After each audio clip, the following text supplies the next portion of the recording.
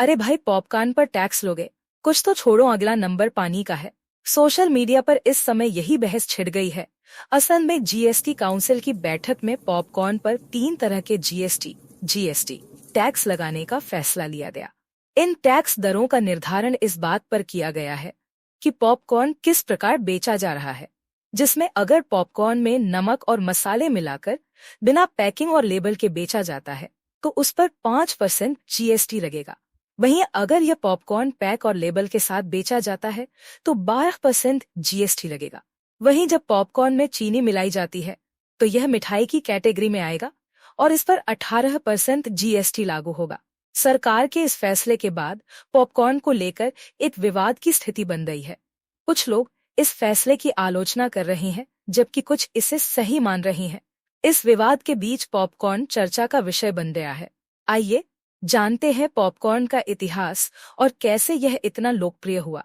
असल में पॉपकॉर्न का इतिहास यह एक जंगली घास टेओसिंटे से विकसित हुआ था जो मूलतः मैक्सिको में पाया जाता था। इसे बाद में एक खेती के रूप में उगाया गया और कमर्शियल पॉपकॉर्न के रूप में बदला गया। पॉपकॉर्न की पोषण क्षमता और लचीलापन के साथ ही इसके सूखे दाने को पॉप करके कुरकुरे पॉपकॉर्न बनाए जाने जैसे खूबियों ने इसे लोगों के बीच लोकप्रिय बना दिया। पॉपकॉर्न का लोकप्रिय होना समय के साथ बढ़ता गया और यह केंद्रीय अमेरिका से उत्तर की ओर फैल गया। 1820 के दशक में अमेरिका में पॉपकॉर्न खाने की परंपरा शुरू हुई और इसके बाद इसका प्रचार तेजी से बढ़ा। पॉपकॉर्न 18वीं सदी के मध्य तक मेलों, सर्कसों और सामान्य दुकानों में आसानी से मिलना शुरू हो गया था।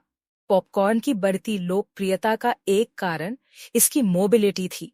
पॉपकॉर्न आसानी से खाया जा सकता था और यह भीड़ के बीच आसानी से बिक सकता था। इस वजह से पॉपकॉर्न का पहली कमर्शियल मशीन चार्ल्स क्रेटर ने शिकागो में बनाया। यह भाप से चलता था और इसे थिएटर के बाहर आसानी से प्रयोग किया जा सकता था। 1929 से 1933 के बीच महामंदी के दौरान पॉपकॉर्न की लोकप्रियता और बढ़ी। इस दौरान पॉपकॉर्न एक सस्ता और स्वादिष्ट स्नैक बन गया जिसे कोई भी आसानी से अफोर्ड कर सकता था।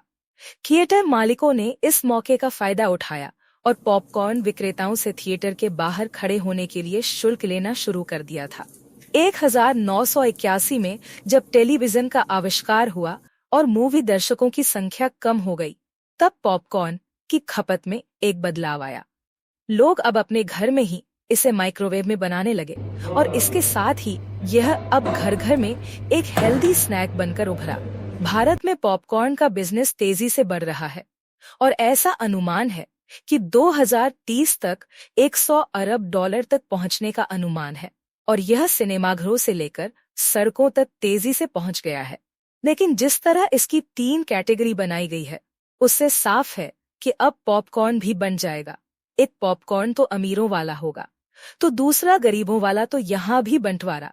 उम्मीद है कि आपको हमारा वीडियो पसंद आया होगा, तो इसे लाइक, सब्सक्राइब और शेयर करें। देखते रहिए इंडिया अड्डा।